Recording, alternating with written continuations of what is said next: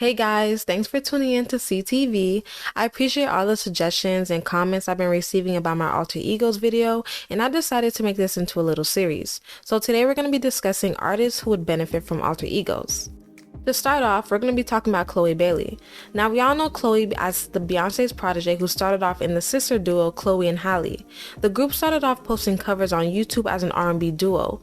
Their parents saw an immense amount of potential in their daughters, and the family soon decided to relocate from Georgia to LA to launch their careers. The duo landed an appearance on The Ellen Show in 2012 and even won Radio Disney's The Next Big Thing the same year.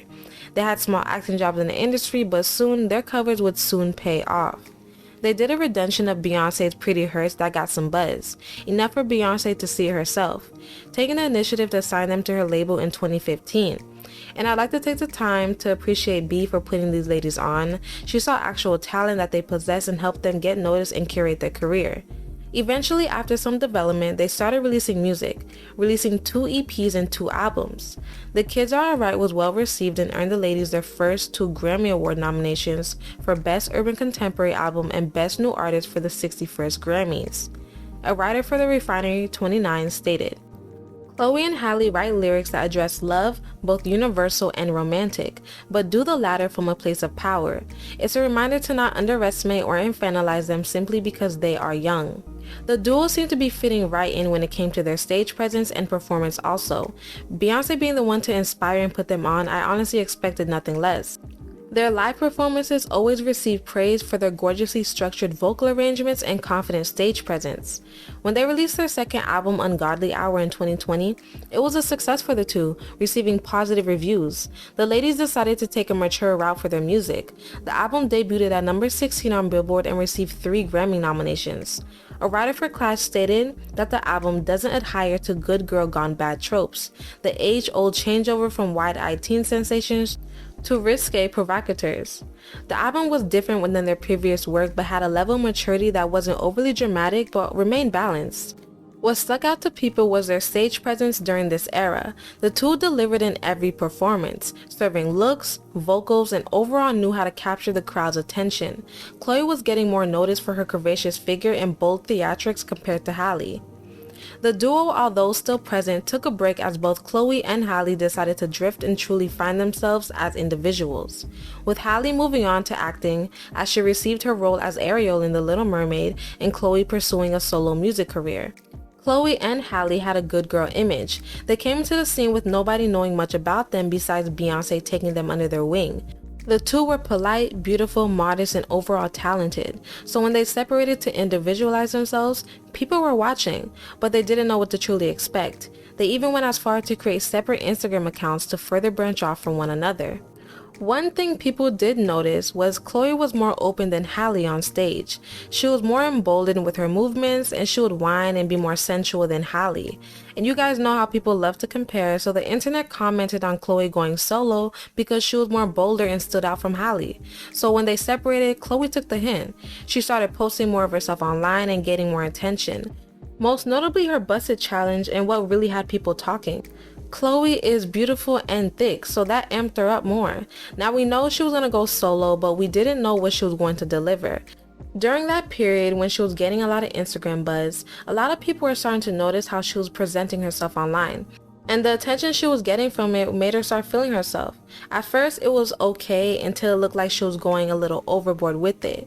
And honestly, I'm okay with Chloe being sexy and embracing her body. Like, you're pretty and you got it like that.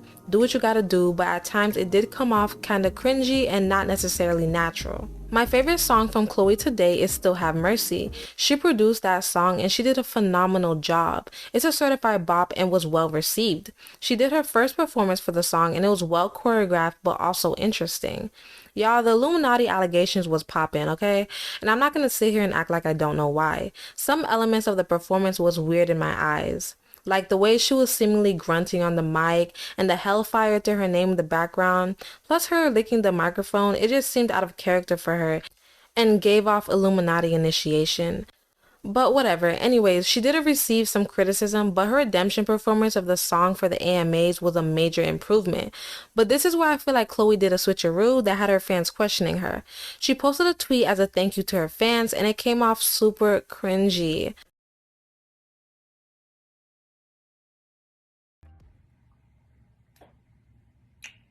To my 4 million followers and counting, my candy kisses and my clovers, thank you all so much for loving me, and I love you right on back. There's a lot more to come.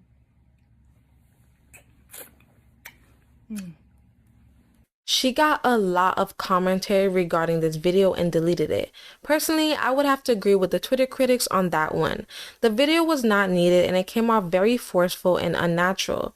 Like she was trying to sell herself to the audience. And for someone to be of her caliber, I feel like she could have did a cute photo shoot or a TikTok. It's just her sucking on the lollipop with lingerie on just wasn't the right move for her.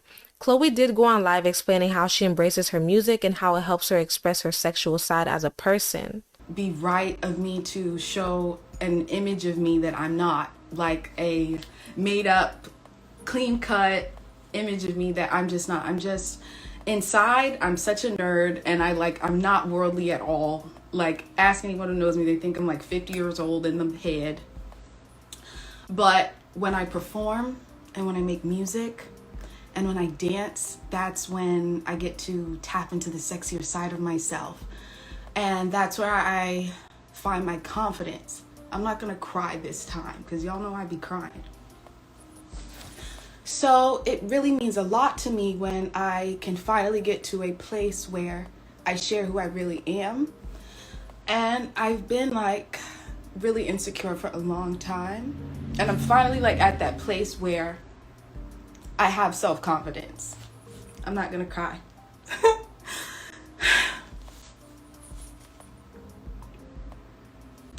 And I'm really happy that I get to share that with you all. And I think it's so important and so special when a Black woman can be strong and stand in her power in every single way.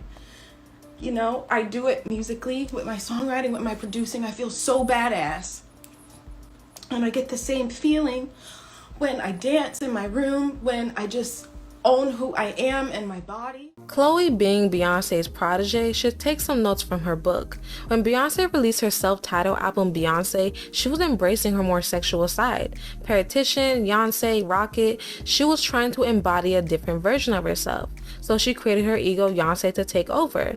She gave her audience sexy and lustful so they could capture it without saying it's out of Beyonce's element because it wasn't Beyonce. She was being more sexual and open. It was Beyonce. So Chloe needs to find that separate version of herself and introduce it in her music. She would be more able to freely embrace and try different things if she stepped outside of Chloe mode. Because to the audience, Chloe is still Chloe and Halle.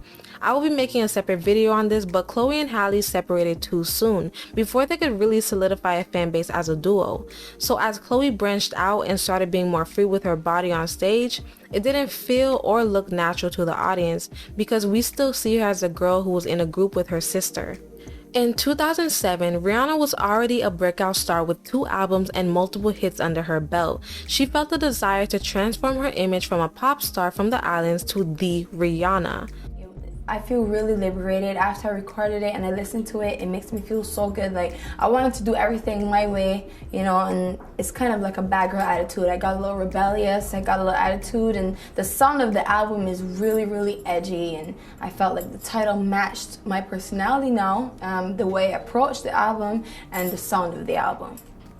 Although Rihanna doesn't necessarily have an alter ego, her change in music was noticeable and helped change her image overall. Her Good Girl Gone Bad era really redefined Rihanna and helped transform who she has displayed herself to be as an artist when she first came out to what she is now. She chopped her hair off and garnered a new attitude to fit who she wanted to be. She gave off edgy, rebellious attitude that wasn't dramatic, paired with an album that redefined her career. Chloe had a look with the blonde dreads. She had a song with Have Mercy. She had an attitude with her stage presence. That would have been the perfect time to introduce an alter ego that would have defined this sexy version of herself that she wants to present. Next on the list is the hottie. Now we all know Megan Thee Stallion as a Houston hottie. In a few short years, she has gained a lot of fame and notoriety for her confidence and flow. Although she does have an alter ego that she introduced in her music, I really never saw this alter ego as something different than Megan Thee Stallion herself. Her alter ego came from inspiration from her favorite Houston rapper Pimp C and the Tony Snow ego he had. Her EP, Tina Snow, was released in 2018, Megan rocking an icy look for the cover. Megan had her breakout single Big Ol' Freak on the EP. The EP was in dedication to her ego and was an introduction of the ego to the public. Its debut resonated with fans and her witty, hard flows were well received. Although I do enjoy the Tina Snow persona, its lyricism and personality is just a replica of Megan. There is virtually no difference. If Megan didn't say it was her Tina Snow persona rapping on the track, I would assume it was just a regular Megan track. The problem is that Megan raps about the same thing regardless. She has this pimp, make a man do what I want, HBIC personality in her music anyways, so this ego realistically isn't needed. The point of an ego is for your audience to differentiate and allow yourself to safely try something abnormal. Megan and Tina are the same all around. Hot Girl Meg, Tina Snow, Megan Thee Stallion have a common idea, common flow, and common lyrics. Over the past few years, there has been serious issues going on in Megan's career, with her assault, public reception, and music. The issues that have been going on with her and Tory Lanez has caused a dilemma in Megan's career, from industry men taking shots at her through their music or internet scrutiny. Regardless of who did it, Megan is still a victim because she was shot. Whether or not Tory is found innocent or guilty, she will, in my opinion, have to do a rebrand of her career. Not anything necessarily major, but when it comes to music, she's going to have to come 10 times harder. In a sense, you could look at it as a comeback. Although Traumazine, released this year, did good numbers, Megan's career is in the hands of this trial against Tory. As a black woman, any type of downfall in your career, even though it wasn't as traumatizing as Megan's, needs to make a comeback to show the industry and your fandom that you are not the one to be played with. During Nicki's hate train, she was dealing with an extreme amount of backlash and criticism from the media and industry. Whether she remained quiet or spoke out in defense of herself, she still faced scrutiny from the public, so she redirected it into her music. Chun-Li is an alter ego that was first presented in 2011 in Fireball with Willow Smith. But Nicki didn't necessarily make use of the ego because it wasn't needed, but she brought the ego back in the midst of the hate train era. In her Chun-Li song, Nicki rapped, "They paint me out to be the bad guy. Well, it's the last time you're gonna see a bad guy do the rap game like me. They need rappers like me. They need rappers like me so they can get on their effing keyboards and make me the bad guy, Chun-Li."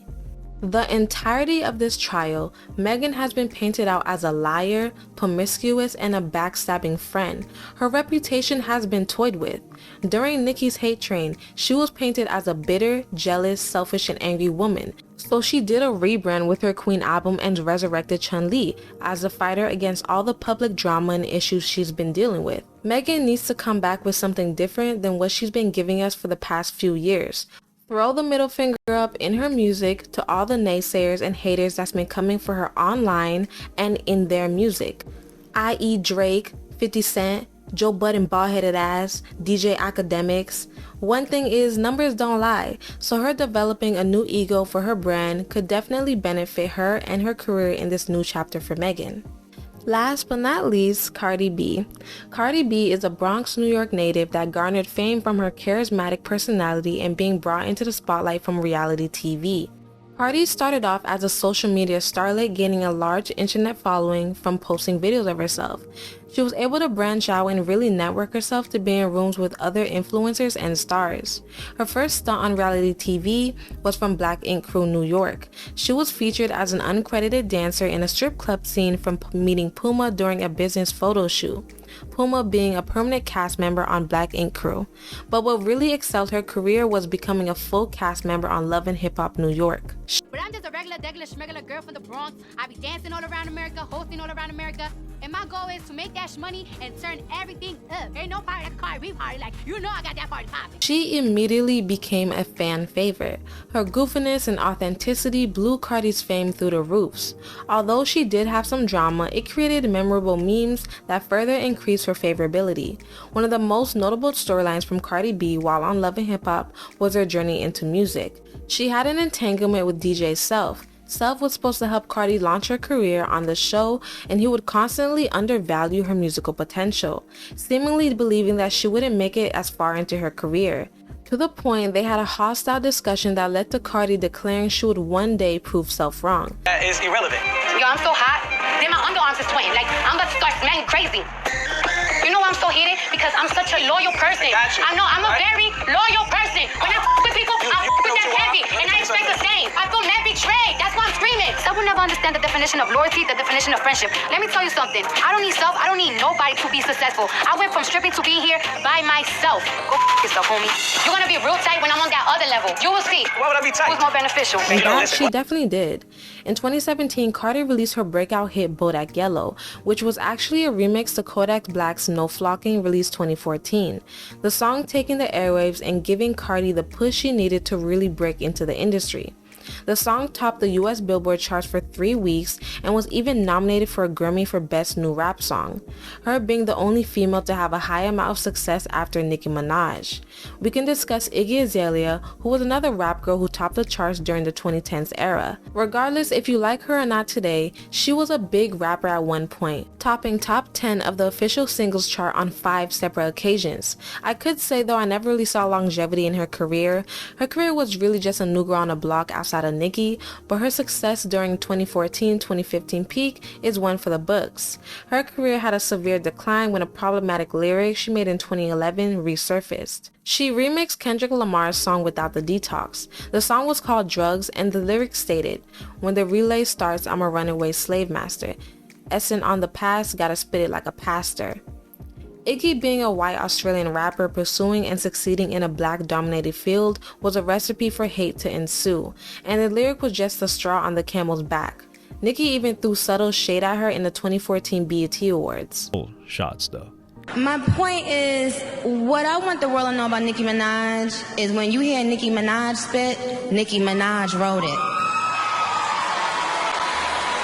Whether Nicki wants to admit it or not, a lot of people assume this was shade thrown at Iggy Azalea, considering she had the biggest song at the time with Fancy. That mixed with some questionable performances, she was constantly bullied and criticized online.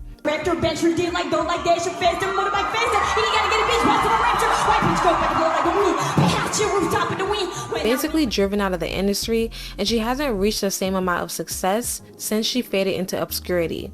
In Cardi's case, she is a minority and well liked. Cardi has had a rise to fame that a lot of people genuinely admire and can be inspired from. She was something new and a fresh face for the industry and female rappers. Now we all know Cardi B has association with the New York gangs. Cardi grew up in a high-bridge neighborhood of the Bronx. She told GQ magazine, "When I was 16 years old, I used to hang out with a lot of Bloods. I used to pop off with my homies and they'd say, 'You should turn blood,' and I did." She was rumored to be a part of the 9 Trey and corrected the accusations by stating she was part of the Brim Bloods. Although she's not active in anything partaking in the gang, she still has affiliation due to her still being friends with the members. Cardi's real name being Belle Khalees, her nickname originates from Bacardi, the rum brand. She stated on Wendy Williams that was her nickname that her friends would call her. The reason why I think Cardi would benefit from an alter ego is because I saw a clip of her saying that doing the song Shake It activated demons in her and is turning her back into the person she doesn't want to be.